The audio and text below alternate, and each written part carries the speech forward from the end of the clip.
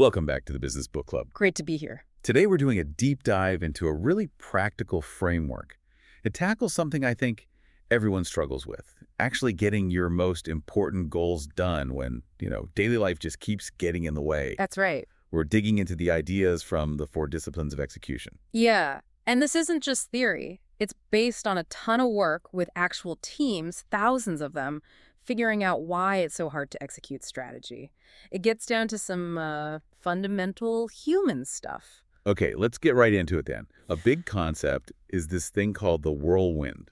What exactly is that? The whirlwind is, well, it's everything you have to do just to keep the lights on. The urgent stuff, emails, calls, unexpected fires to put out, meetings, just the day-to-day operations. The stuff that eats up all your time and energy. Exactly. It's essential, you need it, but it's relentless. And the problem is, it actively fights against your ability to focus on the strategic things, the goals that will actually move you forward. I feel that. You get so caught up in reacting, you look up and wonder where the week went, and that big project hasn't moved an inch. Precisely. And there's a key distinction made here.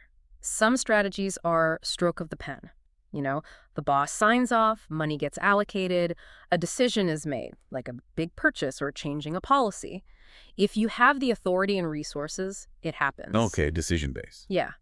But most important strategies, the really game-changing ones, they require behavioral change. They need people, often lots of people, to actually do things differently consistently. And that's the hard part, getting people to change habits. It's incredibly hard. Think about getting every single retail employee to greet customers consistently, or an entire sales team to reliably use a new CRM system every single time. It's not just a memo, it's changing ingrained behavior. So why does that fail so often? Well, the research behind this framework points to a few core reasons. Often, people don't actually know the goal clearly. Or they might know it, but they aren't really committed.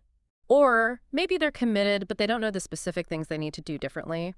And finally, there's often no real system to hold people accountable in a way that feels engaging, not just punitive.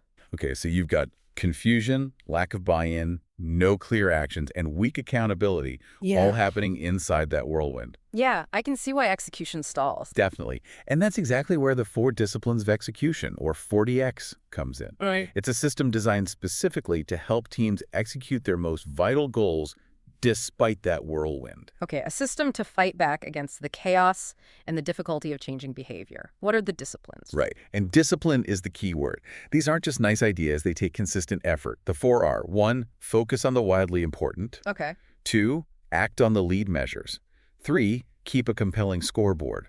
And 4, create a cadence of accountability. All right, let's unpack those. Discipline 1, focus on the wildly important goal, or WIG. My first reaction is, how do you pick? Doesn't everything feel important? That's the trap. And that's why this discipline is first. You simply cannot execute excellently on 10 goals at once. The whirlwind won't let you. So you have to narrow your focus dramatically. Identify just 1, maybe 2 at the absolute most truly wildly important goals. Just 1 or 2. That sounds really difficult for ambitious leaders. We always want to do more. It's totally counterintuitive, I know. The authors call it an epidemic, leaders trying to do too much. But think about it. Your focus is finite. Spreading it thin means weak results everywhere. Focusing intensely on one thing gives you the power to actually break through. Okay, so less is more because it allows for intense focus. How do you find that 1 WIG, though? There's a great question to ask. If every other area of our operation stayed at its current level, what is the one area where change would have the greatest impact? That helps you find the real leverage point. Not just important, but wildly important. The linchpin. Exactly. And here's a critical piece. The WIG must be measurable, crystal clear. The formula they suggest is simple. From X to Y by when? From X to Y by when. Okay. You need a starting line, X, a finish line, Y, and a deadline, when.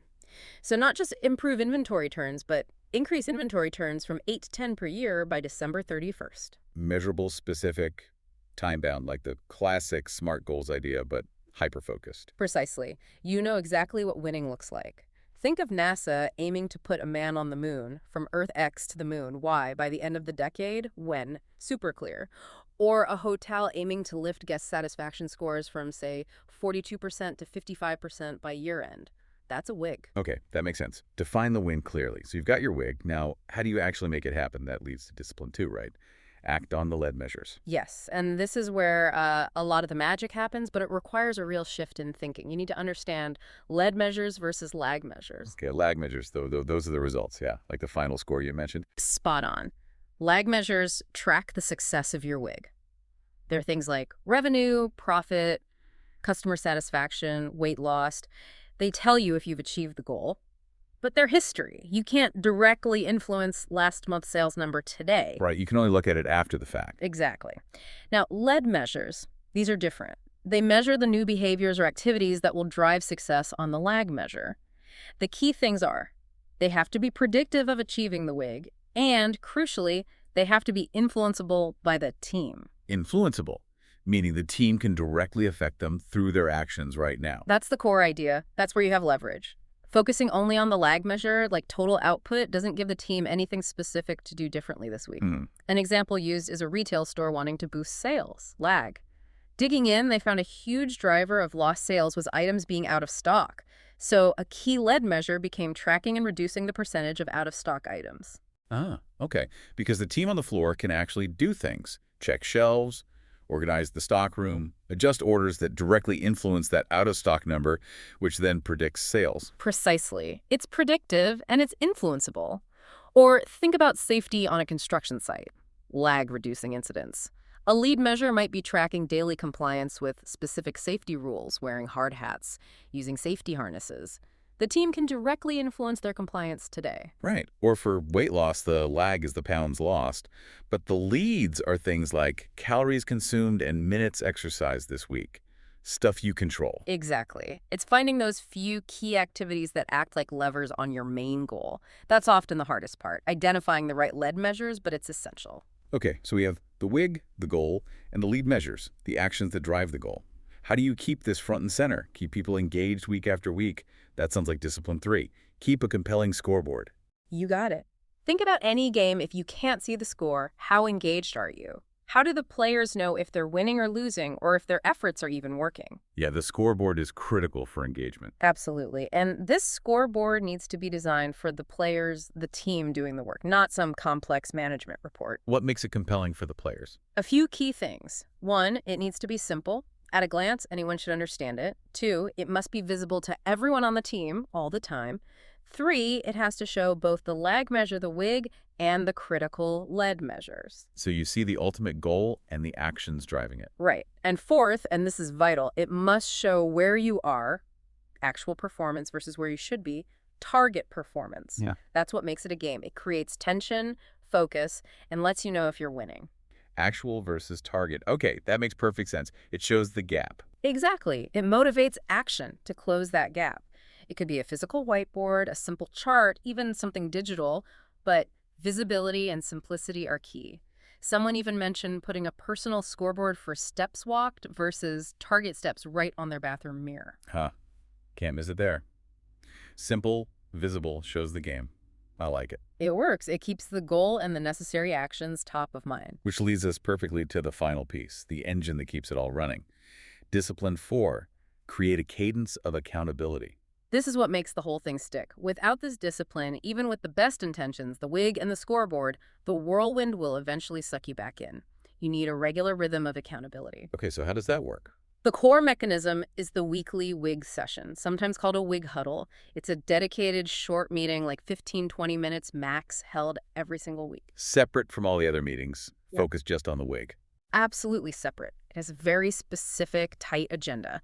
It's not the time to talk about whirlwind problems. It happens same time, same day every week. Consistency is king. Ideally, you even do it standing up to keep it quick and focused. All right, what's the agenda for this quick huddle? It's simple, 3 parts. First, report on lead measures. Look at the scoreboard together. How did we do on our leads this past week compared to the target? What's the score? Okay, check the scoreboard. Second, review commitments. Everyone quickly reports on the specific commitments they made last week to move those lead measures. Did I do what I said I'd do? Yes or no, basically. Accountability for last week's promises. Exactly. And third, make commitments. Based on the score and what needs to happen next, each person makes 1 or 2 very specific, high-impact commitments for the coming week. Things they will do personally to move the lead measures forward before the next huddle. And these commitments are made to the team, not just reporting up to a boss. That's a crucial shift. It's peer-to-peer accountability. You're making a promise to your colleagues. It's powerful. Examples might be a manager committing to clear the back shelves by Wednesday to help the out-of-stock lead measure, or a salesperson committing to make 10 specific follow-up calls this week. Actionable things for the next 7 days. Wow, yeah, that peer pressure, or maybe peer support, sounds much more engaging than just a top-down check. It really is. And this weekly cadence, this rhythm, is what keeps the focus alive despite the whirlwind. It needs to happen even if the leader isn't there. The team owns the WIG and the results. So this structure directly addresses those failure points. The WIG and scoreboard bring clarity, the lead measures define the actions, the commitments build buy-in, and the wrinkly huddle drives accountability. You nailed it. It empowers people because they see exactly how their work connects to the big goal, they see the score, and they hold each other accountable for making progress. It combats that feeling of just being a cog in the machine. You're part of a team playing a winnable game. This has been incredibly insightful, the 4 disciplines. It's such a clear framework, it doesn't ignore the reality of the whirlwind, but gives you practical tools to execute within it. It really does. And, the principles work whether you're leading a huge company or you're an entrepreneur just starting out or even managing your own personal goals. So for our listeners, maybe entrepreneurs or people leading smaller teams, what are the key takeaways they can implement, like tomorrow? Okay, keep it simple to start. First, pick one wildly important goal for the next, say, 90 days. Just one. Make sure it requires behavior change, not just signing a check. And frame it. From X to Y by when. Get that clarity. One clear battle for the next quarter. Got it. Second, identify just 1 to 3 critical lead measures. What are those few activities that you can do this week that you can directly influence that will predict success on your WIG? Find your levers. The vital few actions.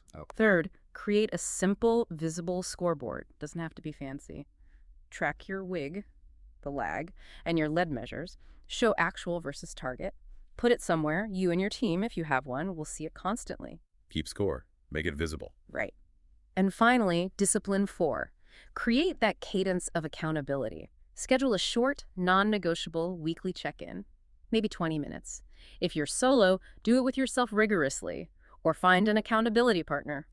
Review the score, report on last week's commitments, and make 1-2 specific commitments for the week ahead. 1 WIG, a few lead measures, a scoreboard, and a weekly huddle. It sounds straightforward, but that word discipline really means something here, doesn't it? It absolutely does. It takes conscious, ongoing effort, especially at first, but the structure itself provides the momentum. By focusing your energy in this disciplined way, you give your most important goals the attention and accountability they need to actually get done, even when everything else is screaming for your attention. You're building a system to protect the important from the urgent. That's a perfect way to put it.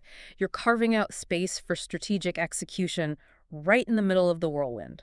Fantastic. This is incredibly practical advice. Thanks so much for walking us through the 4 disciplines. My pleasure. It's powerful stuff when you put it into practice. And thank you for joining us on the Business Book Club.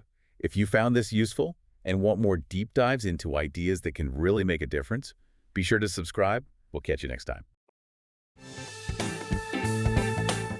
Now, that's a wrap for this episode of the Business Book Club.